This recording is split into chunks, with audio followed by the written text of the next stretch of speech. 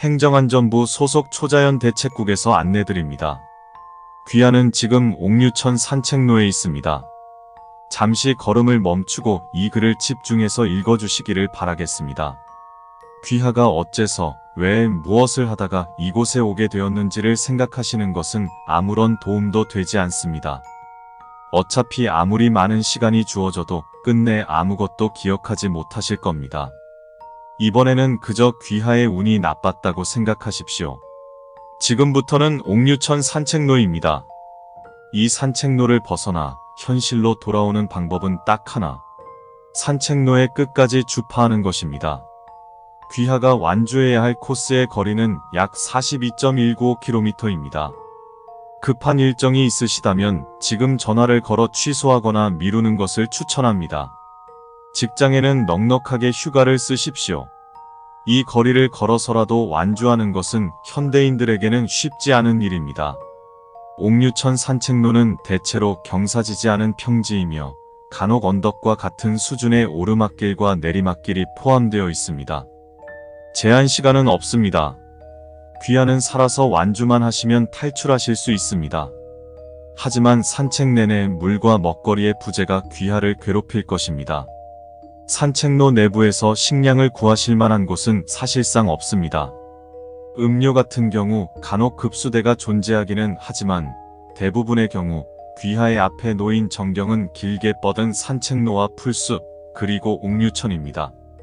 옥류천의 물이 옥처럼 맑아 보여서 마실 수 있겠다는 생각을 하실 수도 있습니다.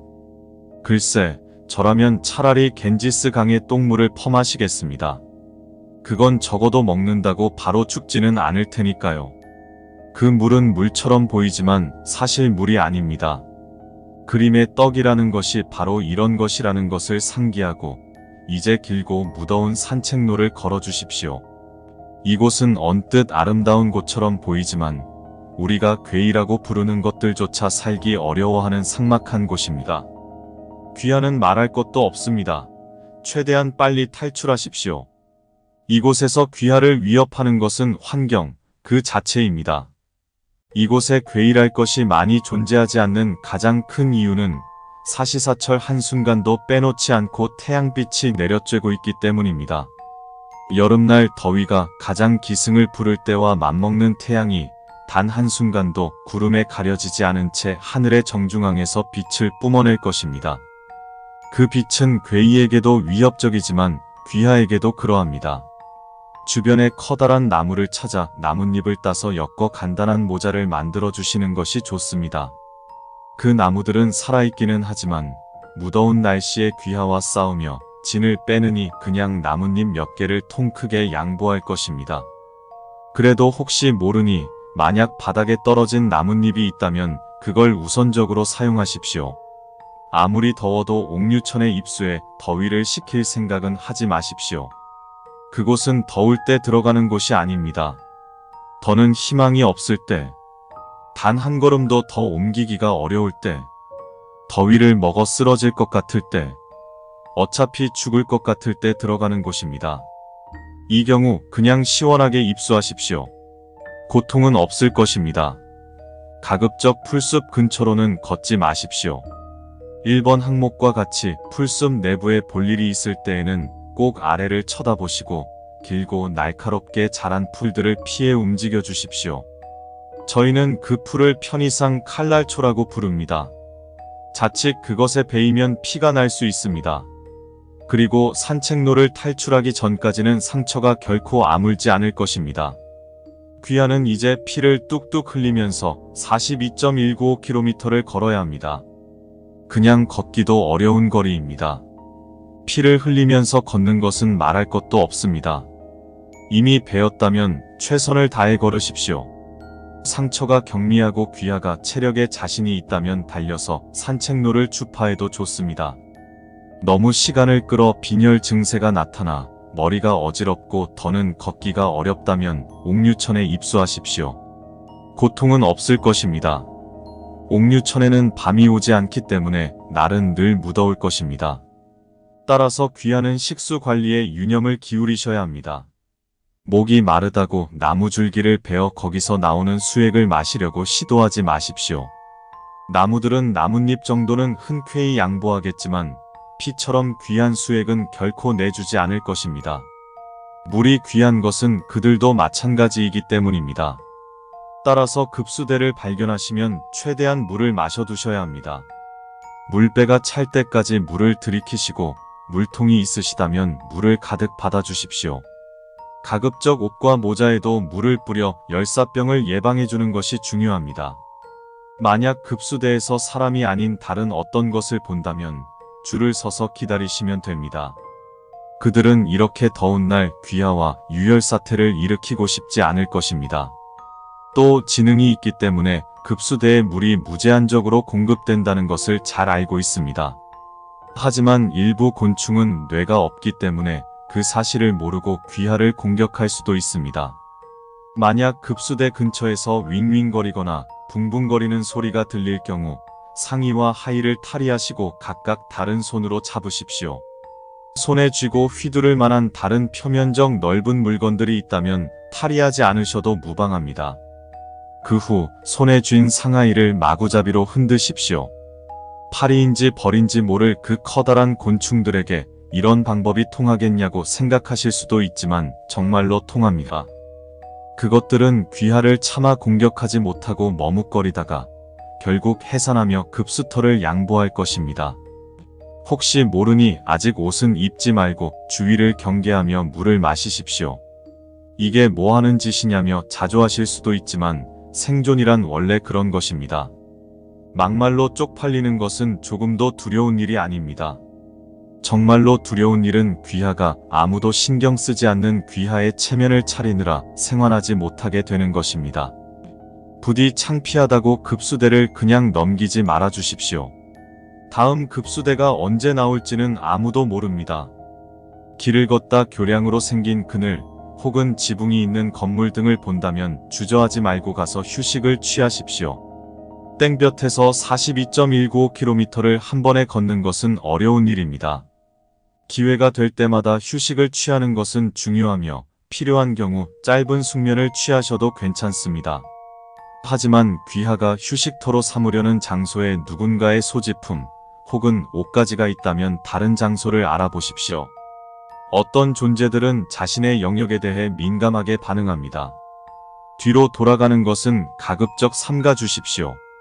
42.195km는 한 방향으로만 쭉 걸어도 긴 거리입니다. 뒤로 가봐야 언젠가는 다시 앞으로 돌아와야 하며 이 경우 귀하가 걸어야 할 거리는 42.195km보다 더 길어질 수 있습니다. 간혹 야쿠르트 아주머니처럼 탑승형 전동 카트를 타고 돌아다니는 상인을 조우할 수도 있습니다. 외양은 사람에 따라 달라집니다만 보통 귀하에게 큰 거부감을 주지 않는 무난한 행인의 모습을 하고 있을 것입니다. 그는 시원한 음료들을 꺼내들며 귀하를 유혹하겠지만 그 대가로 언제나 귀하의 신체 일부를 요구할 것입니다. 그자는 언제나 귀하가 갈증에 시달려 더 참을 수 없을 때 나타나고 귀하는 터무니없는 바가지에도 불구하고 흥정을 할 여력조차 없는 상태일 것입니다. 그런 경우 얼음물 정도는 교환해도 괜찮습니다. 머리카락은 생명의 필수적인 부위는 아닙니다. 꽝꽝 언 500ml 생수 한 병과 교환한 것 치고는 지나치게 큰 대가지만 요즘 그 부분에 대한 세간의 이해는 날로 늘어나고 있습니다. 상인을 주먹으로 두들겨 패고 전동 카트를 강탈해 도주한 후 생존에 성공한 사례가 있었습니다. 생존자는 3년 뒤 원인 미상의 이유로 사망했습니다. 지금까지 딱 한 번 일어난 사건이었던 바 상부는 추가적인 조사를 결렬하고 국민의 혈세를 아끼기로 결정했습니다. 그래서 그분의 사망이 상인의 복수 때문인지 아니면 다른 어떤 요인으로 인한 것인지는 저희도 아직 알지 못합니다. 불확실하다는 것은 위험성이 있다는 것입니다. 맨들맨들한 머리를 매만지며 폭력성이 증가하는 것 같은 기분이 느껴지더라도 그를 주먹으로 치기 전에 고민을 좀 해보시기 바랍니다.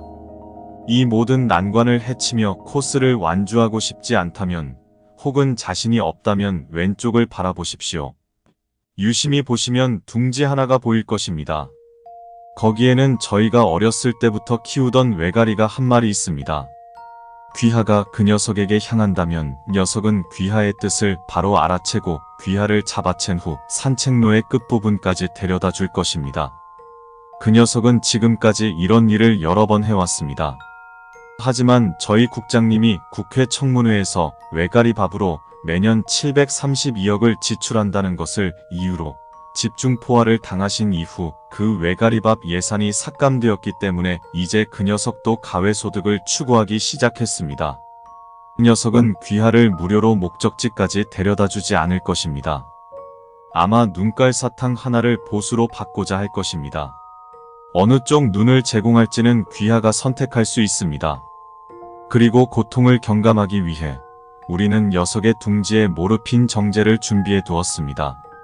걱정하지 마십시오. 중독은 없을 겁니다. 귀하가 순간적으로 느끼게 될 통증이 워낙 강력해서 모르핀의 진통 효과로도 고통이 다 억눌리지 않을 것이기 때문입니다. 귀하의 뇌는 쾌락이 아니라 고통을 느끼게 될 것이며 이렇게 진통용으로 사용하는 경우 마약의 해악성은 크게 약화됩니다. 일단 사람만 돌아오시면 저희가 좋은 의안을 제작하는 업체와 연결해드리겠습니다. 외가리의 도움을 받았던, 귀하가 걸어서 탈출했던 어떤 경로로든 산책로를 탈출하시면 다시 현실의 하천 산책로로 복귀하실 수 있습니다. 이 경우 휴대폰에 배터리가 남아있다면 국번 없이 1004번으로 전화를 걸어주십시오. 귀하는 저희 기관에서 보험 처리가 되는 전문 치료를 받아보실 수 있으며 직장이나 학교 등에 제출할 진단서를 발급받으실 수 있습니다. 수수료가 있습니다. 옥류천 산책로의 사망률은 매우 낮으며 귀하는 분명히 살아 돌아오실 수 있습니다. 뙤약볕 아래에서 타들어갈 것 같은 갈증에 신음하실 때마다 귀하가 살아야만 하는 이유를 상기하십시오. 수칙보다 중요한 것은 바로 귀하의 생존 의지입니다. 아이스크림과 시원한 콜라 한 잔을 떠올리며 지금의 고난을 이겨내십시오. 멀리서나마 응원하겠습니다.